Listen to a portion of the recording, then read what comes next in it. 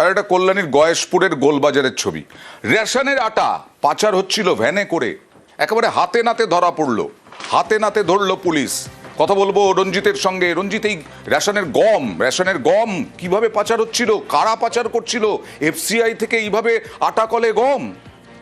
তো একেবারে ভর দুপুরে দিনের আলোতে দুটো ভ্যানের মধ্যে করে, মোটর চালিত ভ্যান, সেখানে 72 বস্তা গম আটা কলে পাচার হচ্ছিল। এবং যে বস্তার মধ্যে রয়েছে একবারে এফসিআই যে সরকারি বস্তা, সেই বস্তার মধ্যে মজুত রয়েছে। এবং গোপন সূত্রে খবর ছিল পুলিশের কাছে, এবং রানাঘাট পুলিশরা ক্রাইম সেল তারা সেখানে ছুটে যায় এবং সেখান থেকে একবার আটা করে সেখানে ঢোকার মুহূর্তে তাদেরকে আটক করে।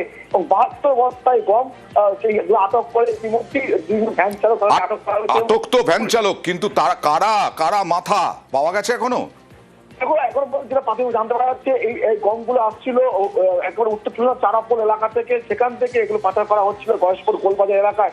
পুলিশ ইতিমধ্যে তদন্ত শুরু করেছে। মূলত এগুলো কোথা থেকে আসছিল এবং সিআই গোডাউনের যে চালান, সেই চালান তারা দেখাতে পারেনি। ফলে সবটাই তদন্ত করে দেখছে পুলিশ। এবং যাদের যে আটা কলে পাচার হচ্ছিল তাদেরকে কিন্তু ইতিমধ্যে জিজ্ঞাসাবাদ শুরু করেছে পুলিশ। এখনো পর্যন্ত প্রাথমিকভাবে পুলিশ জানতে পেরেছে যে উত্তর চব্বিশ পরগনার চারাপোল এলাকা থেকে এগুলো নদীয়ার গয়েশপুরে ছিল, এবং সেটাই কিন্তু পুলিশ তদন্ত করে দেখছে। রেশনের গম পাচার, তার আগে আটক করলো, কিন্তু মাথা কারা এটাই তো খুঁজতে হবে পুলিশকে। হাতে নাতে ধরলো রানাঘাট পুলিশের ক্রাইম সেল। একেবারে গম চলে যাচ্ছে আটা কলে এফসিআই থেকে, ফুড কর্পোরেশন অফ ইন্ডিয়া থেকে, গোডাউন থেকে। কত ধরনের মাল নিয়ে আসেন বললেন? আমাদের কোনো ঠিক নেই, মাসে একবারও আসি, আবার কোনোদিন দুবারও আসি। শুধু কি গমই নিয়ে আসেন, না আরো কোনো কিছু সাপ্লাই করেন? না, আমাদের গম। এই যে গমটা নিয়ে এসেছিলেন, এর কোনো আপনার কাছে কোনো চালান কোনো কিছু নেই? চালান দেয় না। চালান দেয় না।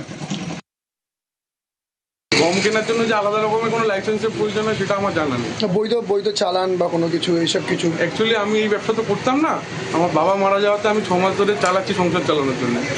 তো ব্যাপারটা আমার অতটা আইডিয়া নেই। কখনো 32 বস্তা আসতো, কখনো 40 বস্তা। আছে কত বস্তা? আজকে 40 বস্তা এসছে। এই যে গমটা এসছে, এটা কোনো বৈধ কাগজপত্র আছে? বৈধ কাগজ বলতে এটা তো আমি জানি না, এটা তো যে মহাজন পাড়ায়, তাহলে তার কাছে হয়তো। কোথা থেকে মহাজনের মাল কোথা থেকে আসে?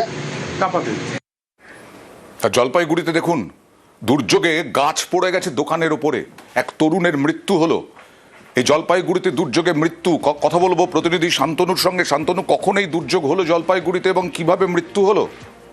আজ ভোর 3টা নাগাদ কিন্তু এই দুর্যোগ আসে এবং বেশ কিছু গাছও এই এলাকায় উপড়ে পড়ে এবং সেই সঙ্গে শিলাবৃষ্টি হয়েছে বলে স্থানীয়দের দাবি। এবং ভোরবেলা যখন তারা স্থানীয়রা গাছ কেটে যখন উদ্ধারে যান, তখন দেখতে পান যে ওই বাড়ির সামনে যে দোকান ছিল, সেই দোকান ঘরে রাতে থাকতেন এবং তারই কিন্তু মৃত্যু হয়েছে গাছ চাপা পড়ে। এবং ঘটনার পর কিন্তু পুলিশ এবং দমকল কর্মীদের খবর দেওয়া হলে তারা এসে দেহ উদ্ধার করেন গাছ কেটে। যেটা জানা যাচ্ছে যে একটি বড় বট গাছ ছিল, সেই গাছটি ঝড়ে ভেঙে পড়ে এবং গাছটি উপরে এসে পড়ায় একেবারে দোকান ঘরের উপরে। সেখানে কিন্তু গাছ চাপা পড়ে মৃত্যু হয় একজন তরুণের এবং আরো একজন আহত হয়েছেন ঘটনায়। এবং এই ঘটনায় কিন্তু রীতিমতন আতঙ্ক ছড়িয়েছে, কারণ গত কয়েকদিন ধরেই কিন্তু ঝড় বৃষ্টি হচ্ছে, সেই সঙ্গে শিলা বৃষ্টি হচ্ছে। সেই কারণে এই ঘটনার পর প্রশাসনিকভাবেও সতর্কতা জারি করা হয়েছে। ময়নাগুড়ির খাগড়াবাড়ির ঘটনা।